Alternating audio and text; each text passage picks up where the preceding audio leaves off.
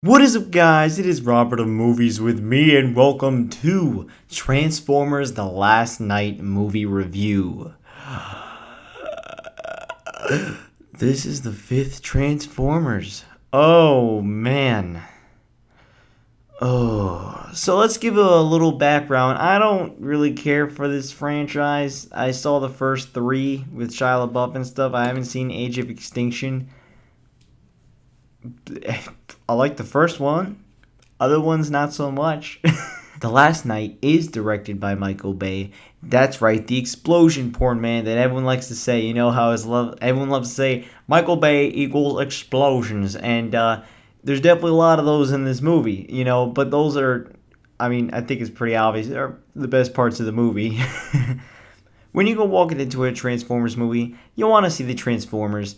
But of course, there's a lot of subplots of these random ass military people that no one cares about, and all this government stuff, and then Mark Wahlberg and this daughter, not daughter, I'm sorry, they're not daughters, just this young girl that he found, and apparently she's supposed to be like a badass, but she actually doesn't do anything in this whole movie. Okay. So, I will say, of course, I'm not going to do any spoilers for this movie.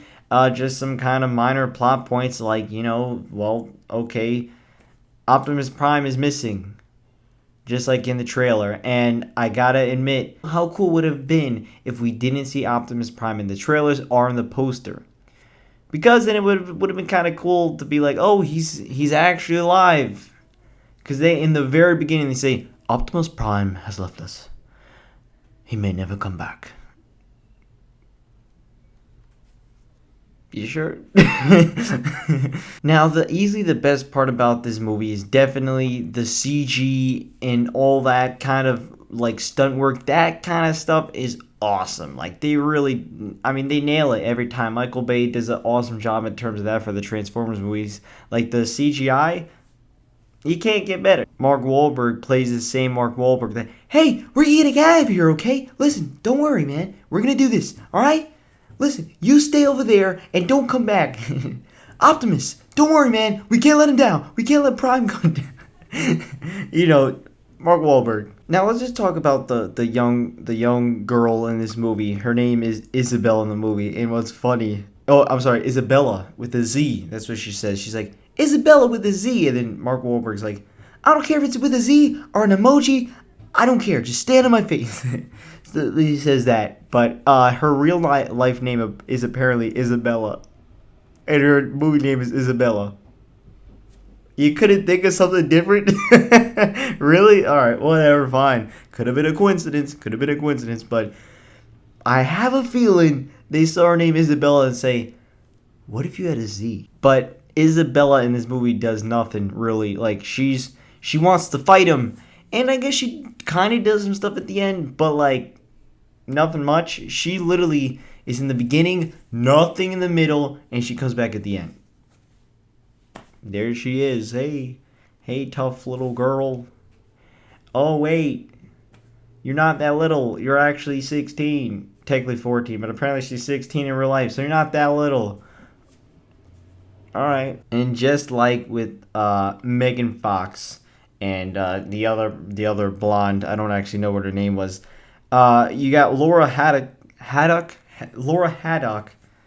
who plays a woman who is attractive and wears a tight dress, and you see her bra, and she got her tits all pushed up, and she plays that person. Even though she's smart, all that, and all of a sudden, you gotta dress her up like a porn star, man. I just don't get it, man. I get it. Like, it's eye candy. Yeah, like, she look good. Yeah, she does. I agree, Michael Bay. But, like, you don't need to do that, you know? And then, of course, oh, man, like, out of nowhere, Mark Wahlberg and Laura meet. And for some reason, they start to, what do you think? Oh, don't you think maybe they want to start dating and stuff? Yeah, they don't like each other, but all of a sudden, 2 hours later, we got a date.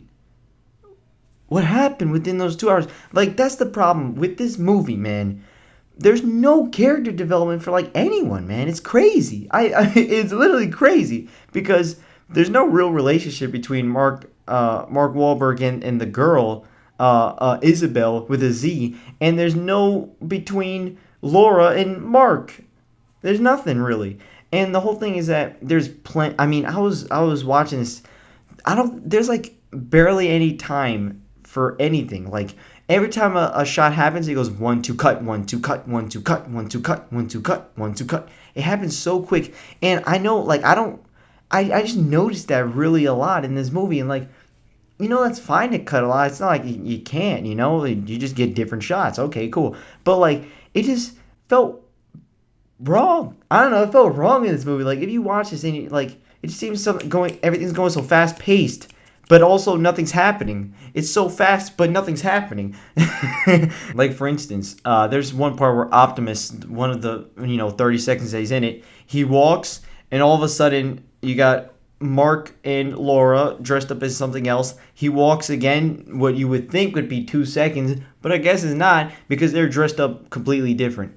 And it's like, why don't, instead of having this movie be 2 hours and 29 minutes, cut out a huge chunk of stuff and just add little scenes of character development. So you could have Mark and Laura talking, interacting with each other, and maybe starting to understand each other. And then you could kind of be like, well, I would understand why you guys would want to date and maybe like each other, not just because he's got a six-pack and she has some nice tits. Like, it's like, give us something more than that. Give us something more than that. Give me something that I could attach to their relationship and be like, yes, okay, I understand why they're together. Now, at the end of the movie, I'm like, why? What's the point? I don't, God, it's stupid. There's a lot of jokes in this movie, especially like in the beginning, it starts off with like some King Arthur scene sort of, and it wasn't funny. It was cool to look at, but a lot of it, man, just wasn't really funny to me. I didn't really laugh. There was one part that I did find really funny, and maybe you'll find it funny too. It has to do with this certain robot butler guy doing something in the background, and I thought that was pretty freaking hilarious, actually. But other than that, not really a funny movie, I'll say that. This movie just drags on. It's very long. I kept hoping, like, is this the end? Is this the end? No. Oh, God. It's still going. Oh, God, this movie's 2.5 hours? Oh, God, we only still got another half an hour. Here's another weird thing about this movie, and I don't get why it did this at all. But many times throughout this movie, and I mean maybe about every 30 seconds it seems like, for some reason, it would change the aspect ratio. I thought it worked really damn well in It Comes at Night because it was for a reason. It was a dream sequence, so it would slowly come in. But this, it would be like I'm talking, and then all of a sudden it cuts, and all of a sudden the aspect ratio comes down. And it's not even about an action scene. It wasn't for an action scene. It wasn't for anything like that. It would just happen. It would just happen all the time, and I didn't understand why, and it was annoying. And I thought, oh, well, maybe it's because it's looking through the visor of something of one of the little robots. Nope, because he was in shot. Maybe it was of the camera of the other car or something. Nope, because that was in the shot. I'm like, what the hell? Why are they changing this at all? Like, what is the reason? And it was so dumb. It was so annoying, and it just kept happening. It was like, stop it. Let me watch it full bars or keep it that way. Just stop it. Optimus Prime, the guy you've been waiting for, has become evil. For 20 seconds. It's oh God, man. This is Batman versus Superman type of becoming good. When you see this, you're gonna be like, Martha? You're basically in your head, you're just gonna have, that's essentially Martha. That's essentially Martha. And I would say worse. Way worse than Martha. And it was just, what? It blew my mind. I was like, did they really just go that way? They just went that way. Did they? Yeah, they did, right? Why? Optimus Prime, you didn't even fight Bumblebee. You did this for like 20 seconds. It was disappointing. Especially when they advertised that heavily, like, he's got the red slash. Like, this is it. Optimus Prime is going to fight Bumblebee. It's going to be one big action scene. Don't expect much. Overall, this movie is, the more I think about it, the worse it gets, honestly. The more I think about it, the worse it gets. I don't think it's the worst movie ever. Like, it's so awful. No, there are parts that you'll enjoy. Some of the action scenes are fine. The final boss, the final enemy, was so whatever. There was no final fight for her, the actual enemy. It's like, who cares? There was no final fight for them. Why would I care? Um, and it was just weird, man. That it, and you know they're gonna make another 7 million of these, and I'm gonna watch them. As long as I review movies, I'm gonna watch them because I want to review as many as I can. It just, wow, that was bad. That was really bad. I don't think, like I said, I don't think it's the worst movie ever because you'll enjoy some of the scenes. You'll enjoy some action. You're eating popcorn. You're like, but that was cool. Or something like that. But other than that, it's no character. There's a story, I guess. It's not really a good one. The Last Night, but definitely not the last movie, that's for sure. I'm gonna give Transformers: The Last Night a 4 out of 10.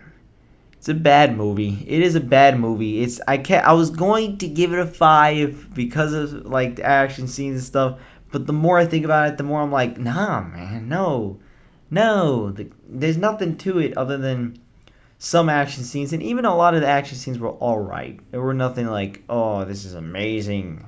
I loved it. Had so much fun. They were fine, but overall, yeah, I think it's a bad movie. If you watch it, you watch it. If you love the Transformers movies, you're gonna love this one, that's for sure.